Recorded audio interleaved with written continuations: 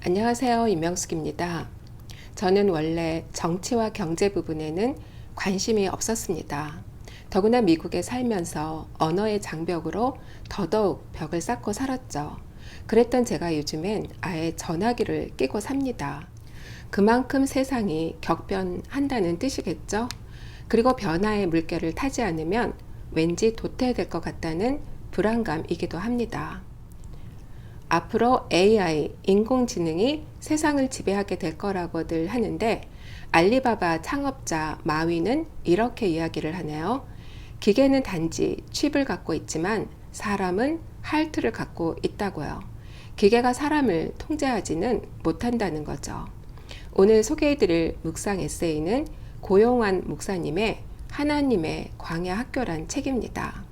저자는 아내를 위암으로 떠나보내고 곧이어 아들마저도 사고로 잃었습니다. 극심한 절망 속에서 간절히 기도를 했지만 하나님은 그의 기도를 들어주지 않으셨어요. 하지만 그런 절망의 순간에도 그는 하나님을 원망하는 대신에 그건 역시 광야에서의 훈련을 허락하신 하나님의 은혜와 사랑이었음을 고백합니다. 그런 그의 마음이 담긴 글을 하나 읽어드리겠습니다. 하나님을 인정함은 하나님의 행하심을 인정함이기도 하다. 하나님은 하나님이시다.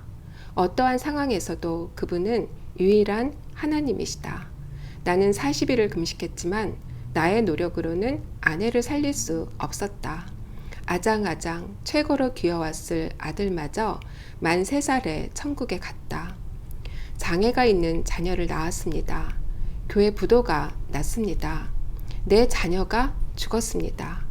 이처럼 우리 주변에 납득하기 어려운 일들이 일어나기도 한다. 하지만 어느 것도 하나님의 섭리에서 벗어나는 일은 없다. 그 모든 일에도 불구하고 하나님은 사랑이시며 인애가 넘치는 분이시다. 하나님이 전지전능하심에도 그런 일이 벌어졌다면 그것은 하나님이 내게 주시는 또 다른 사랑이다. 하나님은 절대 실수하지 않으신다. 그러므로 그분이 하시는 모든 일을 인정해야 한다. 사랑하는 아내와 아들을 데려가셨지만 그렇다고 하나님이 나를 향한 사랑과 인애를 포기하신 것은 아니다. 고난을 겪어서도 위대하신 하나님의 사랑과 인애, 신실하심을 찬양할 수 있다. 이 땅에서 나는 온전히 이해할 수 없지만 그분은 전지하시다. 하나님 나라가 완성되고 모든 것이 밝히 드러날 때가 반드시 온다. 그때까지 하나님을 향한 믿음을 잘 지킨다면 우리는 원망과 불평 대신 감사와 평안을 선택할 수 있다. 나는 하나님이 하신 일과 선하신 그분의 성품을 믿는다. 오늘 여러분들과 함께 나눌 묵상은 패배와 불행이 그치는 길은 말씀 순종뿐입니다. 라는 제목이에요. 약속의 땅에서 살아갈 이스라엘 백성들이 만약 불순종을 하면 어떻게 될지 하나님은 좀 더 강도 있게 말씀하십니다. 주 여호와께서 내 적군 앞에서 너를 패하게 하시리니 내가 그들을 치러 한 길로 나가서 그들 앞에서 7길로 도망할 것이며 내가 또 땅의 모든 나라 중에 흩어지고 내 토지 소산과 내 수고로 얻은 것을 내가 알지 못하는 민족이 먹겠고 너는 항상 압제와 학대를 받을 뿐이리니. 신명기 28장 25절과 33절 말씀입니다.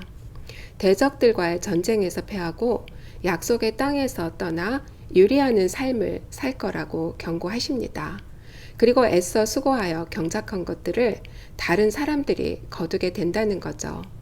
저는 예나 지금이나 저에게 맡겨진 일에 대해서는 열정을 갖고 최선을 다하는 편입니다. 자그마한 성공도 이루었습니다. 하지만 어느 순간 하나님을 떠나는 삶을 살고 있었습니다. 뭐 그렇게 일일이 신경을 쓰실래나? 그냥 넘어가 주실 것 같은 생각이 들었습니다.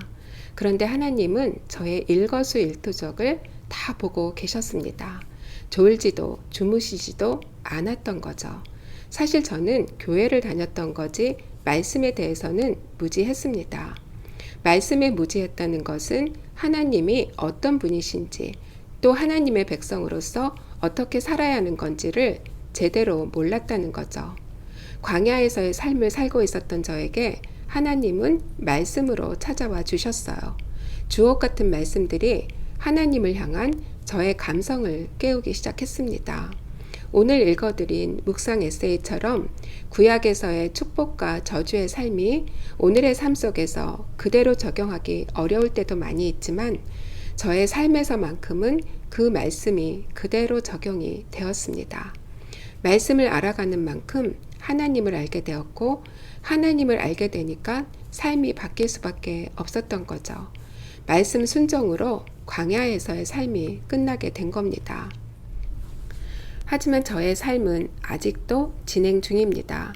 살면서 또 어떤 장벽을 만날지 알 수 없죠.